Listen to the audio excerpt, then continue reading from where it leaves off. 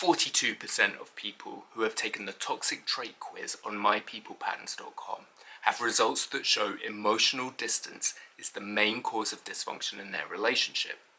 So I figured I ought to explain what emotional distance is. I'm Oliver, this is Gogo, and you're watching My People Patterns. Gogo here is a pretty stoic kind of dog. He's got the same sort of facial expression most of the day, so I've had to really attune and pay attention to more subtle changes in his attitude to know what's going on with him. There's a couple of exceptions though, obviously. Number one, when he sees a squirrel.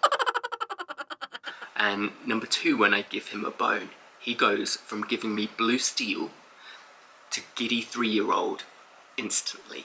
It's quite adorable. My cold English heart thaws for a brief moment, and it makes me feel like I'm being a good dog dad. There's another reason that I enjoy giving him a bone, and it's much more selfish.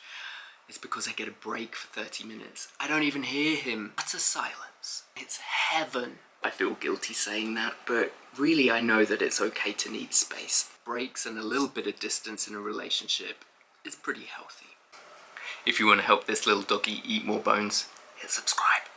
It got me thinking about when distance in a relationship goes from healthy to unhealthy and unhealthy to dysfunctional, and then when does it become a toxic trait? That is what this video is about. If you've watched any of the other videos, you might notice that I like to put things on a spectrum. Emotional distance is no different. At one end of the spectrum, we're going to put healthy time apart. For me, it's that 30 minutes while Gogo gnaws on a bone. At the other end of the spectrum, there's so much emotional distance that cut off or breakup occurs. And in extreme force, that can actually look like divorce. So let's start at the healthy end. There's this old English saying that I'm sure you've heard that says sometimes you can't see the wood for the trees. In other words, if you stand too close to something, you can't get the perspective to see the entire situation. Relationships are no different. If we stand too close to someone, we don't get to enjoy the whole view. To illustrate the point, I sometimes make couples stand toe-to-toe with their partner and get them to describe what they see.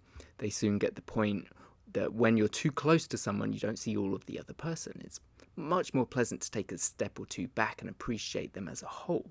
This is why healthy space from someone is a positive thing. You get to see each other differently. In fact, not spending time apart in a relationship is often an issue that we call emotional fusion or enmeshment.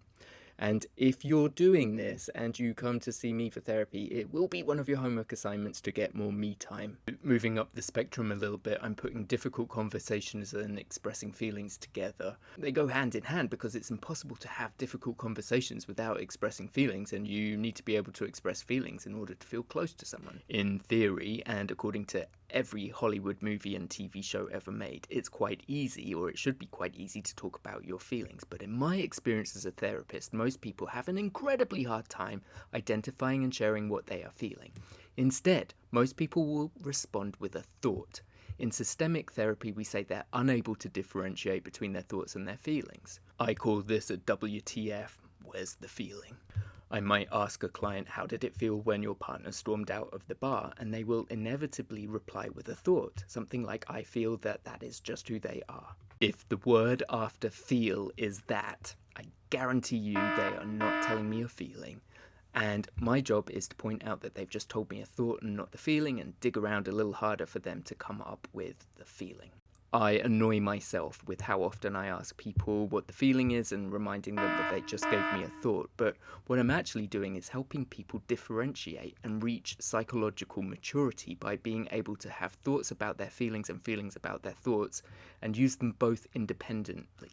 We don't want them all mushed up. Sometimes distance occurs in a relationship when someone is not able to identify or articulate their feelings, and they need some help from someone like me to figure out what is getting in the way of this. And it would be impossible to be in a relationship with anyone without at some point having to talk about difficult feelings or complicated situations. Avoiding them altogether will become an issue. So clearly individuals and relationships benefit when our emotional literacy is increased. So difficult conversations and talking about feelings are on the lower half of the spectrum. These two patterns are closer to the toxic end of the spectrum because there's an element of intent in each of them. They're usually deliberate ways to create emotional distance. There's a whole other video on my page about stonewalling, but in a nutshell, the thing that you need to know is this. Stonewalling is a bit more like this. Go, do you want a treat? Hey dude. Good boy. Go, do you want a treat? No, I don't love you enough. You're not having one. There you go. I'm too nice.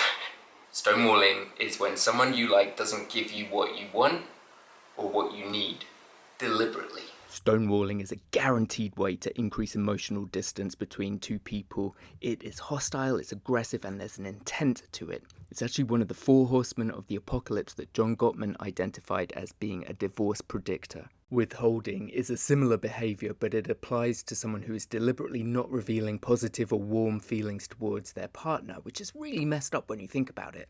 The other person is left not knowing how the other person feels about them, if their partner is in or out of the relationship, and that creates a huge amount of uncertainty. And uncertainty is one of the most intolerable feelings for a human to have. If the person doing the withholding is aware of what they're doing, my red flags go off, because there is a chance that they're just not capable of thinking about their partner's feelings, or even worse, they're enjoying stringing the other party on, and that is very toxic. Human beings are totally conflicted with contrasting needs to be together with the people we love, and on the flip side, a desire to be autonomous and have a sense of our own identity away from others. This is what basically the teenage years are all about, breaking away from your family. Murray Bowen, one of the founding fathers of family systems, describes a 2-person relationship as actually being quite unstable. Over time, we have to find ways to deal with the tension that comes from our desire to both be with the person we love and be individuals. Depending on how you count them, there are 4 or 5 different ways that he says that we deal with this tension of being in a relationship. We can start picking fights with our partner. That relieves some of the tension because it causes distance. We start taking on roles, the overfunctioner and the underfunctioner. We can triangle people or places or jobs or alcohol into the relationship. And finally, we can cut people off. We can just be done with them. Cutting someone off is not necessarily toxic, but it is an extreme way to deal with tensions that come up for most people in relationships. My hope is that before it reaches this point, people are reaching out to counsellors or marriage and family therapists, because we can sometimes help reverse this and get marriages back on track.